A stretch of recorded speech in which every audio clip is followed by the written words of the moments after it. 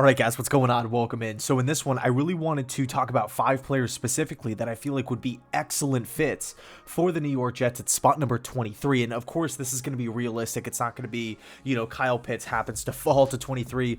All of these guys have been rumored to go around either maybe 23, a little bit higher, or a little bit lower. So with that being said, let's dive in.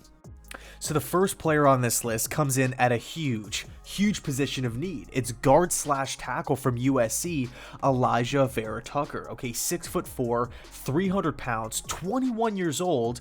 Vera Tucker is considered by many people out there as one of the safest players in this entire draft class. Okay, a guy with a really high floor. Quite frankly, he could step in at that left guard position for a lot of pro teams out there and be a significant upgrade. Now, really, when you look at Vera Tucker as a prospect, really athletic, great body control, really quick feet, making him a perfect system fit for the zone run blocking system that Mike LaFleur will be bringing over to New York. You look at what he did last season for USC. He played left tackle and did really well. Okay, he was fantastic at that position last season. And plus, you're taking into consideration the offensive scheme that USC runs under Graham Harrell, who, by the way, came from North Texas under one of my favorite head coaches, Seth Littrell, but that's completely beside the point. They run an air raid system, which historically puts a lot of pressure on the offensive line to have instant chemistry, consistency, and to move really quickly. The whole premise of that offense is to replace the run game with the short passing game. So you have to know what you're doing on that offensive line. Vera Tucker was literally the only offensive lineman that looked good, right? The rest of the offensive line struggled big time, but Vera Tucker held his own at that left tackle position. Now, of course, he projects more to the NFL as that guard, but he still provides that versatility nonetheless. So when I'm looking at the Jets roster, I mean, for me personally, I know the Jets might feel another way. I know a lot of Jets fans might feel another way. I'm not sold on Connor McGovern at center. Okay, from what I've seen last season, I can't fully commit to that and just buy in and say, yes, I feel incredible about the center position. And then at guard, we didn't really do much as it pertains to free agency. Yes, we brought in Dan Feeney, but that's pretty much it, right? We missed out on a lot of opportunities to upgrade that position. I think Vera Tucker can easily slide into that left guard position right next to Mekhi Becton, and we can move forward from there. Again, perfect system fit as well. Next up, player number 2 here, super intriguing player, by the way, defensive lineman slash edge rusher from the Miami Hurricanes, Jaelan Phillips, 6'5", 266 pounds. Jaelan Phillips is an absolute physical phenom. A physical phenom. The speed, the size, the strength, the overall athletic ability. He lived in opponents' backfields last season. 15 and a half tackles for loss, 8 sacks. He was a complete nightmare for opposing offensive coordinators. He was a lot to handle. He lined up all over the defensive line, had success all over the defensive line.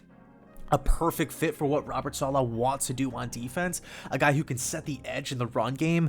My God, Phillips dominated last year, and he's battled with some adversity, right? Former #1 player in the country coming out of high school, committed to UCLA. I'm sure you guys know the story. And he had that auto accident out in California, and then he ended up with Miami, transferring over, and he didn't look back. Okay, he did not look back at all. So you're looking at Phillips as a potential system fit with the New York Jets. It's all about pressure. Can you get after the quarterback with your front four? Because your system is so heavily reliant on zone coverage, you need to be able to get after the passer with your base front four. Quinnen Williams, we know, can do that. We've seen him do that before. Sheldon Rankins, when healthy, can do that. Ex-first round pick. Carl Lawson, he's been doing that with Cincinnati. 32 quarterback hits last season. He can do that as well. But that other edge position, we don't know who it's going to be. It's just vacant at this point in time.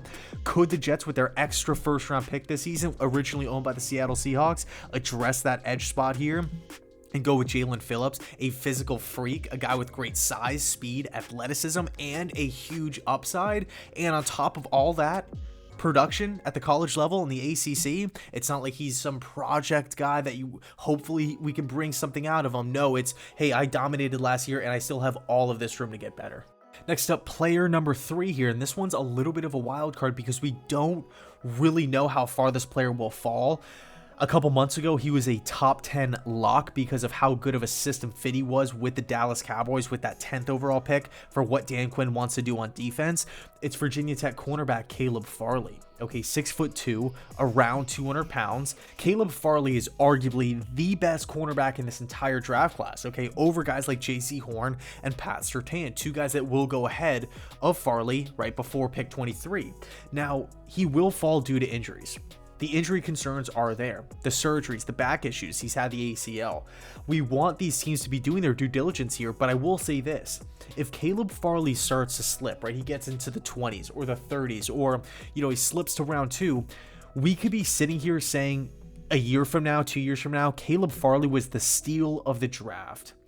He was the steal of the draft. This guy, as a player, if the medics check out, right, if the medical records are okay moving forward and he can stay on the field, Caleb Farley is instantly the New York Jets' best cornerback on the team, and he picked up the cornerback position in 2018. How crazy is that? He's only been playing corner for a handful of seasons. He has fantastic length, size, speed, overall athletic ability, great in open field. He knows how to hawk the football. He can get his head turned around while the pass is in the air. Great in the run game. He can shed blocks. Really, really smooth backpedaler. And by the way, I've seen the comparison to D. Milliner. I don't know if it's just because we're talking about the Jets and we're talking about cornerbacks in the first round that are injured, but those two prospects are completely different players. I mean, going back and watching Milliner at Alabama, he was just rigid, right? I just felt like he was, well, number one, he was horrible in the run game. I felt like technique-wise, it just wasn't really there. It was just like a super athletic guy playing the cornerback position.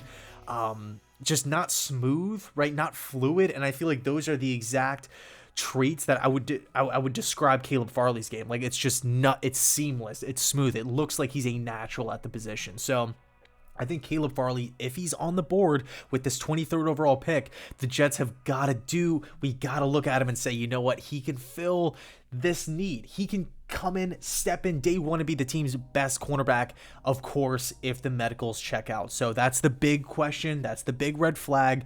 By the way, let me know down below in the comment section, would you like Caleb Farley with that 23rd overall pick? Or is it too much of a headache, too much of a red flag? Would you rather opt to go elsewhere? But I mean, in a situation where a lot of the pass rushers are off the board, offensive lineman, maybe Vera Tucker's off the board as well, I could definitely see the Jets taking a swing because we have that extra first round pick. It's not originally ours, and we have 2 first round picks next year. So if he doesn't really, and by the way, he's a great fit in the Robert Saleh defense. I completely forgot to mention this before, because he's so good in open space and he can recognize what's happening. Now, he might not be the best overall zone cornerback today, but he has that room to grow. I mean, we talked about it before with Dan Quinn. I mean, he's a great system fit because of the length, the size, the speed, the closing ability. I mean, it's super enticing. It is super enticing. So let me know down below. Would you like Farley or do you think you would pass? Next up, player number 4 here. A player that I would say right now is becoming a fan favorite. A pick that's looking likely on draft day if he's on the board. It's Greg Newsome from Northwestern. Okay, 6'1", 190 pounds.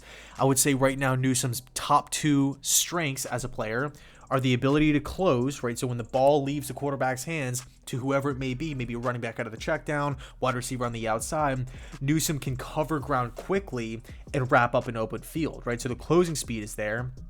Also, coverage in zone. Now, if you want to take a look at Newsome and Saleh's connection, right? How Newsome would look at the pro game playing in this Robert Saleh defense, I honestly feel like it would be an effortless transition because of the Northwestern defense that they currently run. I mean, this base 4-3, base 4-2-5 system at Northwestern with tons of cover 4 and cover 3 under Patty Fitz and Hankwitz. So really, you're looking at a guy with great size, with a high floor, by the way. Newsome's a really safe player who would be a great system fit. He's excellent in zone coverage. He's coming in at a huge position of need. How isn't this draft pick an A+? So this would be incredible value for the Jets. Now, we do have to watch out for a couple teams. Look at Tennessee, the pick right before us, 22. They desperately need corners.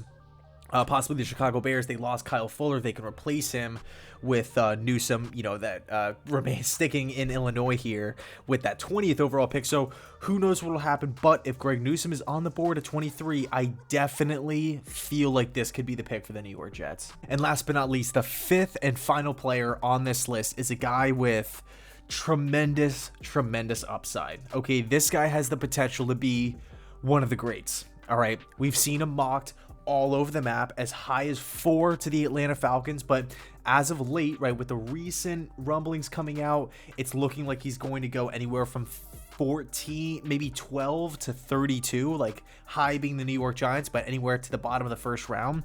It's Greg Rousseau, pass rusher, edge rusher from the Miami Hurricanes. 6'7", 250 pounds. Greg Rousseau's upside is absolutely insane, but I don't want there to be this misconception where there's, a high upside, but a huge floor. Like this guy's, he could be horrible. Because he is being mocked in the first round. You don't really see these like boom or bust style guys going in round 1. You see him more in round 2 or round 3, outside of the quarterback position, of course. But when you look at Greg Rousseau, what he's done with Miami, now of course he did opt out last season for 2020, but going back to 2019, it was unbelievable. It was lights out. 15.5 sacks, 19.5 tackles for loss. Greg Rousseau was an absolute animal. He was the leader of that defense, flew around the football field. Great power, great size, great length at the defensive end position as well, right? Being able just to keep tackles at an arm's length at all times and just easily bend around them. I mean, he wrecked game plans for offensive coordinators, wrecked them, all right? One of the big knocks on Greg Rousseau is that he's a raw player. Sometimes he, might stand too tall because he is so tall when he's rushing. Jalen Phillips has that issue as well.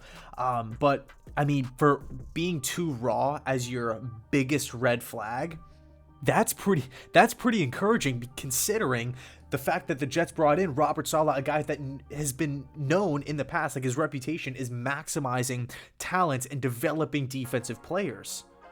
I mean, Greg Rousseau has all the traits to be one of the best pass rushers in the entire National Football League. He has that potential to be a Von Miller, Khalil Mack type of guy. The physical traits are there. The production in 2019 was there. Now, of course, like I said, he did opt out, so we haven't really seen him play football in quite some time. But I don't want it to be like a Le'Veon Bell situation where he's going to come in like super rusty or anything like that, because he's a draft prospect. He'll be coming in with the training camp, and he's been working all off-season and season as well. So I think Rousseau can fit in much like Jalen Phillips as that second edge spot. I think if Rousseau is on the board at 23, which I feel like is unlikely. Now, I know the latest of the latest mock drafts and, the latest speculation is saying that Rousseau is going to be, on the board for teams like the Buffalo Bills late in the first round and possibly the Chiefs, but I really feel like he's not going to be here at 23. But if by chance he is, I really don't think that there's any other player outside of Elijah Vera Tucker worth taking over Rousseau at this point.